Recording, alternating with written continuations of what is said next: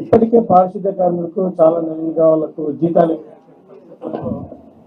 వ్యవస్థ కాబట్టి దీన్ని ఎట్లా అధిగమిస్తారు? దీనికి సంబంధించి ఏదైనా ప్రాజెక్ట్ అంటే ఈ ఇన్కమ్ వచ్చే ఇన్కమ్ ని వాళ్ళకి జనరేట్ అయ్యేలాగా ఏదో ఒక కాన్సెప్ట్ ఉంది. అంటే అందుకని దాని ఇవన్నీ మాకు ఇవన్నీ కాన్సెప్ట్ ఓరియంటెడ్ లో ఉన్నాయి. లార్జ్ స్కేల్ చిన్న గ్రామాల్లో చేశారు. ఇప్పుడు దాకా అయితే ఒక 2-3 జూపూడి లాంటి గ్రామాలు 2-3 గ్రామాల్లో చేశారు.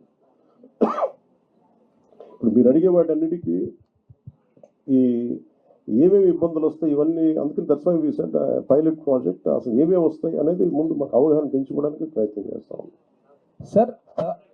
అంటే ఎవరైనా ఔత్సాహికులు కనుకుంటే అని చెప్పలేదు.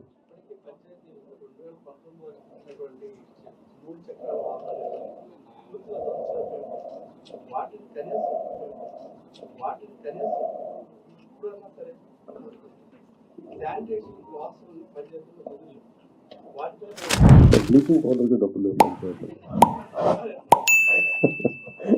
అయితే అంటే మేమేమనుకున్నా అంటే there lot of challenging situations ఉన్నాయి. అంటే మనిషి ఛాలెంజ్ ఉంటేనే కదా ఎదుగుతాడు. So we are take it in very positive note. Will see how it we take it forward. పంచాయతీలకు నిధులు అంటే మెయిన్ ఇప్పుడు ఉదాహరణకి పంచాయతీల్లో నిధులు ఎలా కావాలంటే శ్రీనివాస్ గారు కాకుండా చాలామంది ఔత్సాహిక రైతాంగం చాలా మంది వచ్చి పంచాయతీలకి నిధులు ఏంటి అనేది నేను ఒకసారి సజెషన్ అడిగితే కొంతమంది ఒక కొబ్బరి చెట్టు సార్ అది how much coconut tree would yield income for each panchayat? You can say from there. Actually, in this liquid resource management, we are planning to plant coconut trees for every 30 feet in the roadsides where there is no electric line, telephone lines, and also there are soil in the roadside. Through that, for example, 5,000 coconut trees if you are planting in the roadsides of the Gram Panchayat, where these coconut trees require only the grey water which is coming in the wastewater drainage. That's enough. 8 years, normal coconut trees, whatever we do in Tamil Nadu, 8 years, T into D, tall into dwarf. That 8 years it start yielding. That means from today, 8 years onwards, they'll get minimum 1 crore rupees as a auction of the coconut trees directly. So that because I traveled all over India, I know that North India, the tender coconut is great demand, where they never grow there. So we have to send a lot of tender. So that's how village Panchayat will get the support. Thank you. No, చెప్తాను. First బేసిక్గా పంచాయత్స్కి డబ్బులు లేవు. ఒక్కొక్క పంచాయతీకి వచ్చిన డబ్బుల్ని కాన్స్టెంట్గా ఇది మన స్వచ్ఛాంధ్ర కార్పొరేషన్ కానీ ఇవన్నీ చూస్తే మీకు గాంధీ గారిలో ఆయన ఇష్టమైన కళ్ళద్దాలు ఆయన పెట్టుకున్న కళ్ళద్దాలు కనిపిస్తాయి. ఏంటంటే ఇది గాంధీ గారి ఆశయాలని ముందుకు తీసుకెళ్ళడానికి కాదు, పంచాయతీని నిర్వీర్యం చేశాం.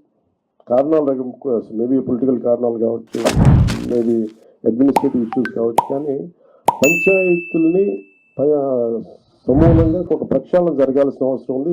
స్వయం సమృద్ధి పంచాయతీల మీదే మా దృష్టి ఉంది. దాంట్లో భాగంగానే ఈ సెల్ఫ్ మనకి దాని ఇన్కమ్ సహజంగా వాటిని పెంచుకునేలా ఎలా ఉండాలి దీంట్లో ముందుకు తీసుకెళ్తున్నాం, ఆలోచన చేస్తున్నాం.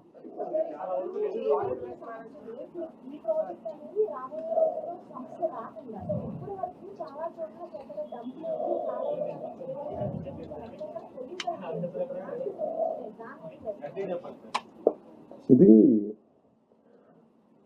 ఇప్పుడు అల్లావుద్దీన్ అద్భుత విప్లవంగా పెద్దానికి వెంటనే పరిష్కారం అవ్వాలి. బట్ ఫస్ట్ మీరు తెలియజేసుకుంటుంది ఏంటంటే we are very committed to be really Swachhandhra. అంటే నిజంగా దానికి ఎంతో కొంత ఇప్పుడు నేను అడుగుతుంది కూడా ఏంటంటే ముందు డంపింగ్ యార్డ్, ఇందాక మీరు భీమవరం డంపింగ్ యార్డ్ చూశారు.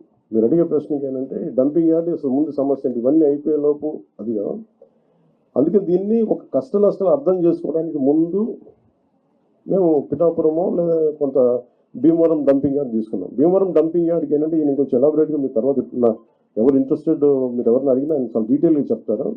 ఉదాహరణకి ఆయన ఛత్తీస్గఢ్లో థింక్ యూ నేను ఛత్తీస్గఢ్ సార్ అంబికా హర్యానా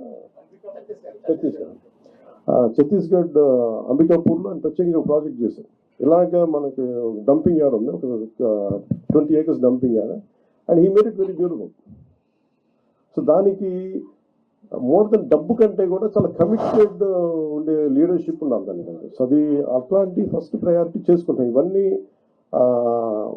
ఒకటి అర్బన్ కింద వస్తుంది, కొంత పంచాయతీ నా కిందంతా నేను మాట్లాడగలిగేది పంచాయతీ రాజ్ కింద వస్తే, భీమవరం నా కింద రాదు. బట్ స్టిల్ నేను అర్బన్ డెవలప్మెంట్ మినిస్టర్ నారాయణ గారితో కూర్చోబెట్టి మున్సిపాలిటీ సంబంధించి మేము కూర్చొని దాని మీద ఒక ప్రతిపాదన తీసుకురావాలి.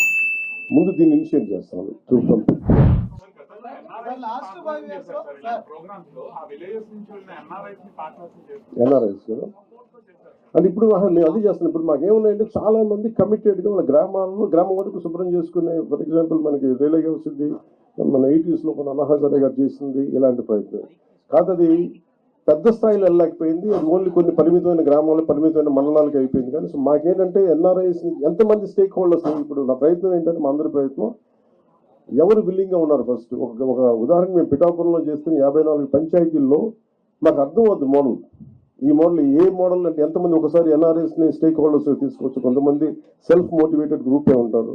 ఉదాహరణకి బాంబే లాంటి చోట బీచెస్లో ఇండివిజువల్స్ పాపం యువత చాలా మంది వాళ్ళే ఒక గ్రూప్ ఏర్పడిపోయి వాళ్ళే క్లీనప్ చేశారు బీచెస్ దగ్గర. సో అలాగే మేము దిగే వరకు లోతు తెలియదు అంటారు. కాబట్టి మేము దిగిన తర్వాత maybe we will take support from every one.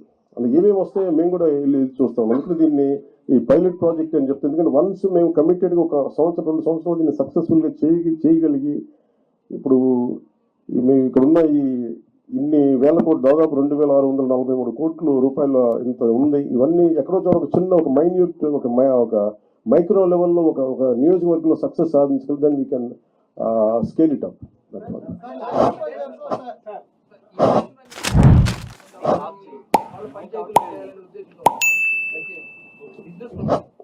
Actual purpose ఏంటంటే ఇప్పుడు మనల్ని ఏదైనా సరే సర్వీస్ ఉంటే ఎవరు పనిచేయాలి.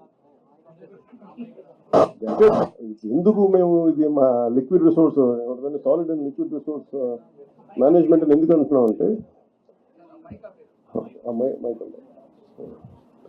Solid and liquid resource management ఎందుకంటే money is the greatest motivation. మీరు సర్వీస్ చేయండి అంటే అందరూ అలసిపోతారు, పారిపోతారు. అందుకని దీంట్లో డబ్బు ఉంది, చెత్తలో డబ్బు ఉంది అంటే అందుకే నేను ఫోటో కూడా ఏం పెడతారంటే మా లక్ష్మీదేవి ఫోటోగ్రాఫ్ పెడతారు. ఇది చెత్త అంటే దాని డబ్బు ఉండదు అనుకుంటే దీంట్లో ఐశ్వర్యం ఉందని చెప్పడానికి ఈయన ఏం sir what you did something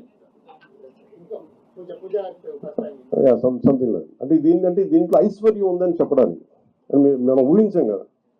ఒక చిన్న పేపర్లు అమ్మేసాను ప్రతి దానికి కార్డు బోర్డు ఒక చిన్న ఈయనతో డీటెయిల్గా కూర్చుంటే ఈ నాలెడ్జ్ మేము ఇంపార్ట్ చేయడానికి అంటే ఔత్సాహికులకి ఏదైనా దీంట్లో ఫర్ ఎగ్జాంపుల్ ఈ సార్ట్అవుట్ కేంద్రం పెట్టుకున్నారు అనుకోండి. దానికి మేము అనుకుంటుంది ఏంటంటే చాలామంది ఉపాధి లేని యువత ఈ సెగ్రిగేషన్ సెంటర్ పెట్టి వాళ్ళకి కనుక మనం ఇచ్చి ఇది వస్తే ఇది సో ఇండస్ట్రీకి మీరు ఇంత వెళ్ళిపోతుంది, ఒక ఇన్ని టన్నులు చెత్త వచ్చింది, ఇన్ని టన్నులు పేపర్ వచ్చింది, ఈ ఇండస్ట్రీకి అది పంపిస్తే ఇంత మనీ వస్తుంది. ఇలా చూస్తే maybe we want encourage that part. అది ఎలా చేయాలి ఏంటి అనేది మేము వెళ్ళి దిగే కొద్దీ మాకు ఎవరెవరు వస్తారు ఏమేం చేస్తారు ఆ మోడల్ మేము చాలా ఇంటెన్సివ్ చేద్దాం పిఠాపురం.